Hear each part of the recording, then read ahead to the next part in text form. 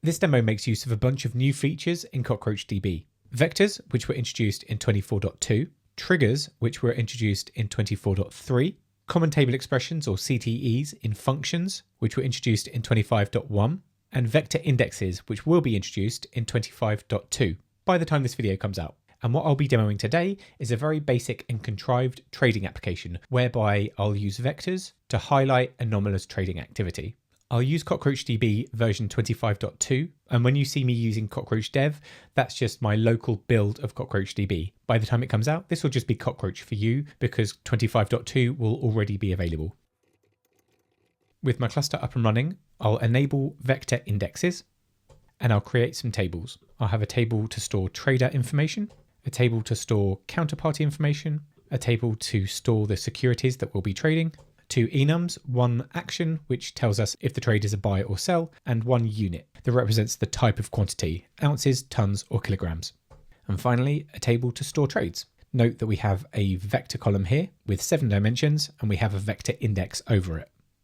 Now, rather than us having to calculate the vector at the point of insert, I'll now create a trigger and function pair to automatically calculate the vector information and insert it into the table whenever a new row is inserted. This will be a before insert trigger. First, the vectorized trade before insert function that returns a trigger. And into this vector, we'll have an action dimension, buy or sell, a unit vector, tons, kilograms, or ounces, a quantity dimension, the price per unit dimension, and the timestamp dimension.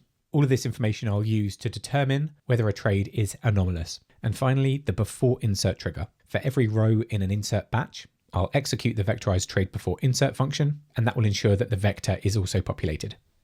I'll insert some test data. And if we look at the trade now, we'll see that the vector has also been populated, and that would have been through our trigger and function. If we take a look at an explain for the insert, we'll see that the vectorized trade before insert is being used. So too is the vector index on the trade table. Now I'll insert a bunch of random data to simulate what regular trades look like. And selecting a range of distinct data from the table shows that our vectors are being populated for all the different combinations of trades.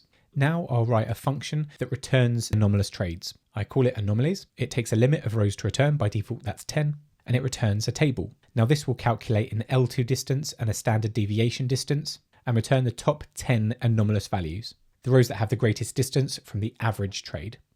And if I run that, we'll see that because we don't have any anomalous trades in the table at the moment, there are no high L2 distances, and we don't have a crazy standard deviation either. Let's change that now by inserting some anomalous trades.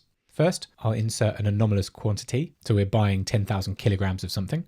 And next, we'll buy 500 kilograms of something, but with an anomalous price per unit.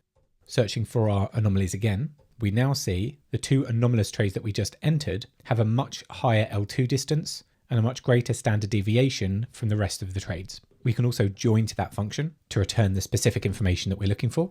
And as expected, our 2 anomalous trades appear at the top with their anomalous quantities and price per units.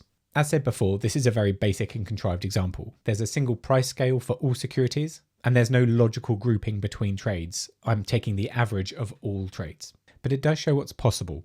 I'm using functions to hydrate vector data, which reduces the complexity on applications. And I'm also able to return, with low latency thanks to my indexing, anomalous trades based on my entire trade history. This video falls into the AI and ML video series, among which we've already recorded a video on RAG, Retrieval Augmented Generation, a recommendations engine, and now anomaly detection. Next, we'll create a video on cheat detection in gaming that all shows what's possible in CockroachDB.